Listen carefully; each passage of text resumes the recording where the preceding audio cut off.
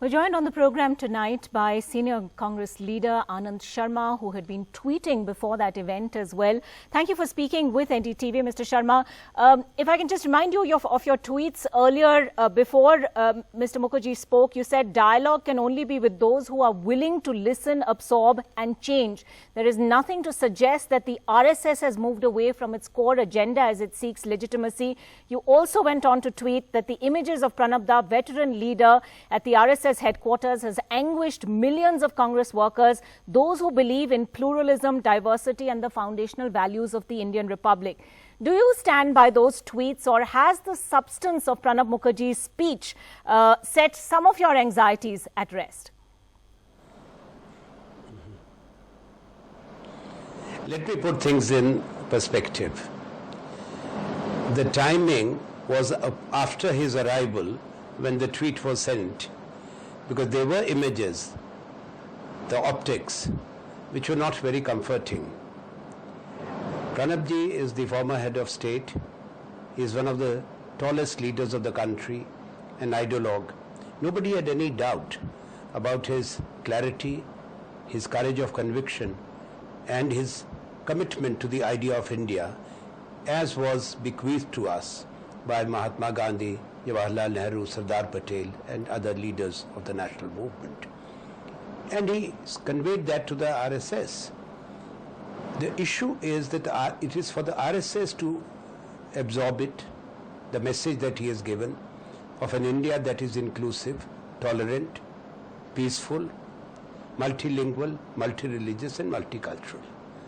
So is the RSS willing to absorb it? That was the question which I had raised, and I still have that question. Okay, but would you concede now that the Congress may have overreacted?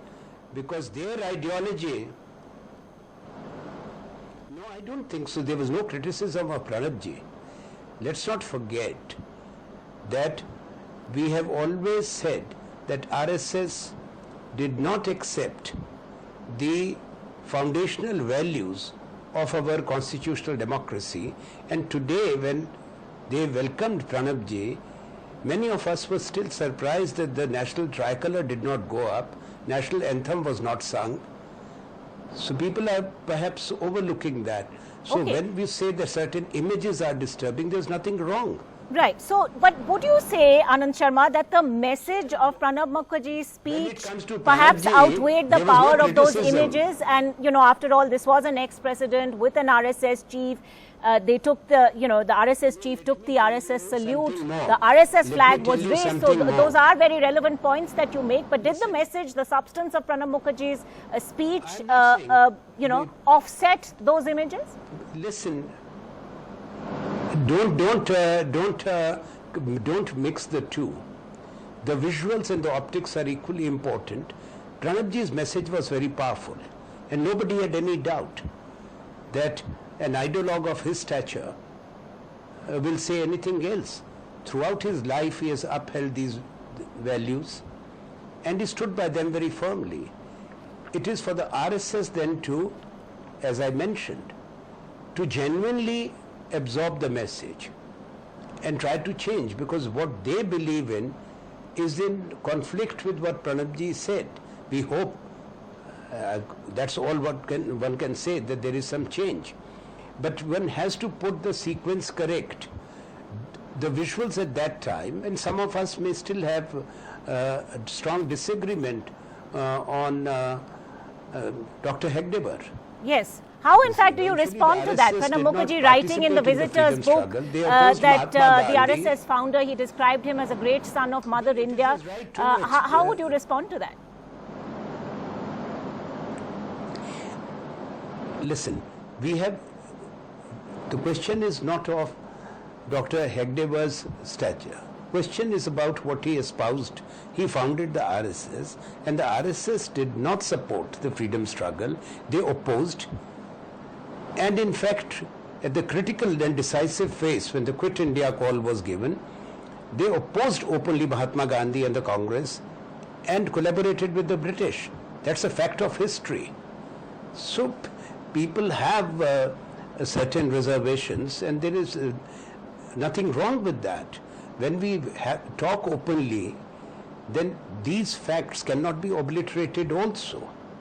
That's why I said we hope that there is a change of heart after what Pranab ji has said there on that platform. But Mr. Sharma, I would put it to you that we had Pranab Mukherjee quoting Nehru, quoting Gandhi, Radhakrishnan and Tagore, all of whom have perhaps very different notions of patriotism and the idea of India than what Mr. Hegdewar would have espoused, or for that matter other RSS ideologues. Would you say the fact that Pranab Mukherjee used an RSS event, that platform, to say what he did, does that make any difference? And, you know, he's clearly the first to have done so. Let me say one thing. Pranab ji is a Nehruvian.